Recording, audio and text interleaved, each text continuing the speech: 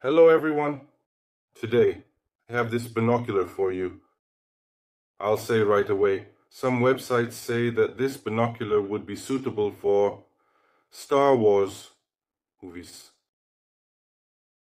Well, you see, it has this kind of design. Well, they say it would be suitable for that movie. Let's start. Sig Sauer Zulu 9X45. It comes in this case, which is purely for transportation, but overall, for everyday use or carrying in a backpack, it has a soft, empty pouch. This binoculars already belongs to the premium segment.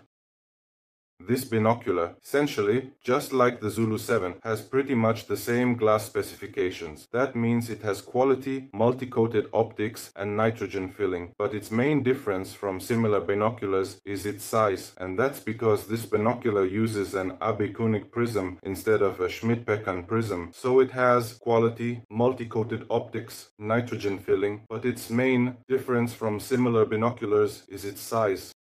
And that's because this binocular uses an Abbe-König prism instead of a Schmidt-Pekan prism.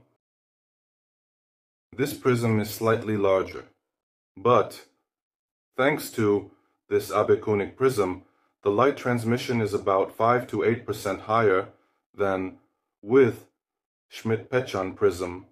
So this binocular, as the manufacturer claims, transmits 95% of the light.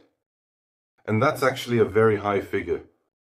I also want to add that besides the optical coating, the external optical surfaces have a scratch-resistant coating, as well as a hydrophobic coating, to prevent moisture or fog from sticking to the optics. Look.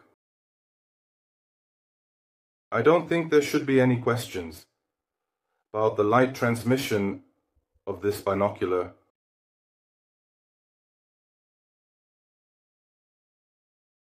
The body is made of a magnesium alloy and the focus range is set at 7.2. The weight of the binoculars without the caps and without these straps is 970 grams. The eyepieces in binoculars generally have 4 positions. The mechanism works very reliably, even when touching the top part. To the top part, I don't notice any blackout issues up to eyebrows. You can mount the binoculars on a tripod. And also, regarding its sizes, this one, length is 45, and here, for example, take the SV Boni 10x50. It will be better like this.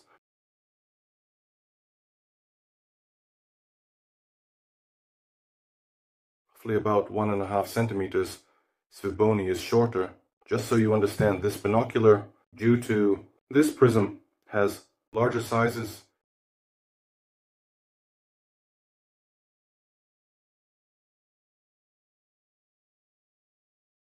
Better to shoot this video in the summer when the colors are bright and saturated, but we have what we have.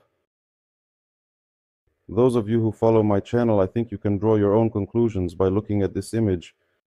Indeed, as you know, a phone camera can't capture the image quality 100%. On some English-speaking resources, there is information that this binocular suffers from chromatic aberration. At the moment, there are no binoculars in nature that have a perfect image across all parameters at 100%. You can notice chromatic aberration at the very edge of the image with this binocular, and this is noticeable only when observing a dark object against a bright sky. And essentially, this situation is true for most binoculars. Both in Leupold and in Bushnell, there are some flaws at the very edge. For some, they are bigger, for others, they are smaller. For some, chromatic aberration might be a bit less, but for example, spherical aberration is a bit greater. Well, and so on. Through this binocular, as you can see, I'm observing objects that are at different distances. It was about 300 meters and now it's 2 kilometers to this road. And I don't refocus the binoculars. It simply has a huge depth of field. Of course, if I were looking at a more distant object, I would have to turn the wheel.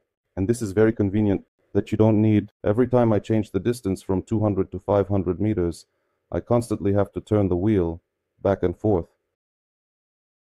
Well, can I tell you right now? Should I say, overall, great image. Of course, it's a bit pricey, but you have to pay for quality. Thank you all for watching the video. Thank you for supporting the channel, and see you next time.